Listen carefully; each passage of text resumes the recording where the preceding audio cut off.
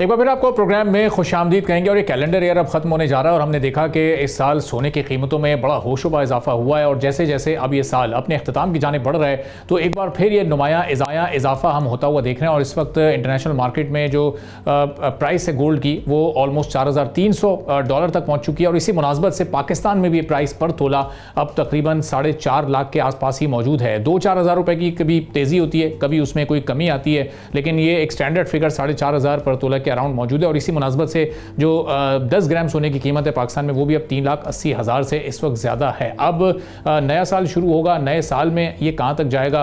जो एक्सपर्ट्स थे उन्होंने ये एक प्रेडिक्शन की थी कि ये कैलेंडर ईयर ख़त्म होने तक 4.5 लाख की जो हद है वो क्रॉस हो जाएगी। अगले साल के हिसाब के एतबार से प्रेडिक्शन की जा रही है कि शायद ये कीमत 6 लाख रुपये पर तोला पाकिस्तान में यानी इंटरनेशनली $5,500 या $6,000 तक भी जा सकती है।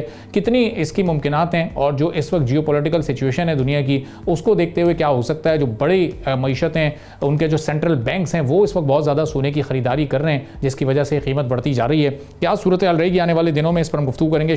Global gold and economic expert हैं हमारे साथ मौजूद हैं। बहुत शुक्रिया शान साहब प्रोग्राम के लिए आपने वक्त निकाला। अब ये जो हम हर गुजरते दिन के साथ एक बड़ा इजाफा देखते हैं सोने की कीमत में, फिर अगले दिन कोई मामूली सी कमी हो जाती है, ये उतार चढ़ाव तो जारी है, लेकिन ओवरऑल देखें तो ये मार्केट बहुत तेज़ी के साथ आगे बढ़ रही है। जी अरबाब, आपने बिल्कुल सही कहा और जैसा आपने प्रोग्राम के शुरू में कहा बहुत इंपॉर्टेंट पॉइंट कि गोल्ड की बढ़ने की एक सबसे ज़्यादा इंपॉर्टेंट जो वजह है वो ये है कि सेंट्रल बैंक्स बाइंग करते हैं। जब सेंट्रल बैंक्स बाइंग करते हैं तो वो मिलियंस में नहीं करते, वो बिलियंस में करते हैं। अगर आप इस साल का देखें गोल्ड और सिल्वर जो है उसका पिछले 30 दिनों में गोल्ड जो है वो 4.84% बढ़ा है और सिल्वर जो है 24.54% बढ़ा है। पिछले 6 महीने में गोल्ड बढ़ा है 28% और सिल्वर बढ़ा है 77%। और पिछले 1 साल में गोल्ड बढ़ा है 63% YTD और सिल्वर बढ़ा है 117%। तो इसकी जो सबसे बड़ी वजह वो ये है कि सेंट्रल बैंक्स ने बाइंग शुरू कर दी है और ये बाइंग 2022 से हो रही है पोस्ट कोविड। दूसरा जो बड़ा फैक्टर जो आपने बिल्कुल सही मेंशन किया वो है जियोपॉलिटिकल रिस्क। इन्वेस्टर्स जब नर्वस होते हैं तो हमेशा उस एसेट क्लास में जाते हैं जहां पर उनकी वेल्थ जो है उसको प्रिजर्व होती है और उनके जो एसेट्स हैं वो प्रोटेक्ट होते हैं। गोल्ड और silver, real estate, arts, agriculture, oil and gas, ये वो एसेट क्लासेस हैं जो आपको आपकी वेल्थ को प्रोटेक्शन देती है। तो इन्वेस्टर्स ने भी इस साल वो किया जो हमने 1970s में विटनेस किया था। तो अगर आप हिस्ट्री उठा के देखें 50 साल पहले की तो 1970s में स्टैगफ्लेशन आया था। तो गोल्ड की कीमत जो है $35 से बढ़कर $850 हो गई थी 20 जनवरी 1980 को। और डॉलर जो है 1976 से लेकर 1981 तक 50% डेप्रिशिएट हुआ था, जिसकी वजह से गोल्ड में इतनी जो है वो जो अपसर्ज है वो आया था। तो उस हालात को मद्देनजर देखते हुए और ये करंट सिचुएशन को हमने जो IQI में फोकस की अगले साल की और मेजर ग्लोबल बैंक सब यही कह रहे हैं। हम एक्सपेक्ट करते हैं कि गोल्ड की कीमत 5,200 से लेके $6,000 पर आउंस। अच्छा। और इस साल मैंने मलेशिया के अखबार में कहा था कि गोल्ड की कीमत जो है 3,000 से लेके $5,000 पर आउंस जाएगी। तो उस वक्त लोगों ने मेरी बात पे इतना गौर नहीं किया और कहा कि शान तुम क्या बात कर रहे हो, इस तरह नहीं होगा, डॉलर बड़ा स्ट्रॉन्ग जाएगा। उसके टोटली ऑपोजिट हुआ। इस साल के शुरू में मैंने कहा था कि डॉलर जो है वो 10 से 15% डेप्रिशिएट हुआ और ऑलरेडी डॉलर जो है वो it has depreciated more than 10% YTD।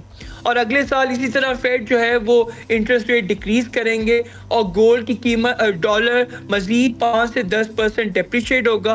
और जितने भी कमोडिटीज हैं, कॉपर है, गोल्ड है, सिल्वर है, ऑयल एंड गैस है, ये सारे अपसर्ज कर जाएंगे। तो शान साहब ये इन्वेस्टर्स लेवल पर तो चलें, ये बाइंग पावर है, जाइंट इन्वेस्टर इसको बड़े वॉल्यूम में खरीद रहे हैं, लेकिन अगर हम ऑन ग्राउंड बात करें ज़रा मासेस लेवल पर जिसमें मिडिल क्लास या इवन अपर मिडिल क्लास लोगों की भी अब ये बाइंग पावर से आउट हो चुका है बिल्कुल, तो ये फिर इसका कारोबार कैसे आगे बढ़ सकेगा जब लोगों की पहुंच से ये दूर होता रहेगा? बिल्कुल आपका ये सवाल है, ये हर कोई यही पूछ रहा है पाकिस्तान में कि गोल्ड की कीमत इतनी ज़्यादा बढ़ गई है कि एक आम बंदा तो अफोर्ड ही नहीं कर सकता। तो उसके 2-3 ऑल्टरनेटिव हैं। सबसे पहले तो लोगों को अपना रिस्क एपेटाइट देखना पड़ता है कि हमारा रिस्क एपेटाइट क्या है, क्या मॉडरेट है, एग्रेसिव है। जो इस वक्त गोल्ड में बाइंग कर रहे हैं वो बड़े एग्रेसिव है क्योंकि उनको फ्यूचर आउटलुक इसका बड़ा नजर आ रहा है। लेकिन सिल्वर की इस वक्त जो वैल्यू प्रोपोजिशन है वो बड़ी अच्छी है। जब भी गोल्ड बढ़ा है सिल्वर डबल हुआ है। अभी भी देख लें सिल्वर की जो एप्रिसिएशन है इस साल वो 63% है, और जो गोल्ड की एप्रिसिएशन जो है वो 63% है और सिल्वर की 117% है। तो ऑलमोस्ट ये डबल हो गया हुआ है गोल्ड की एप्रिसिएशन से।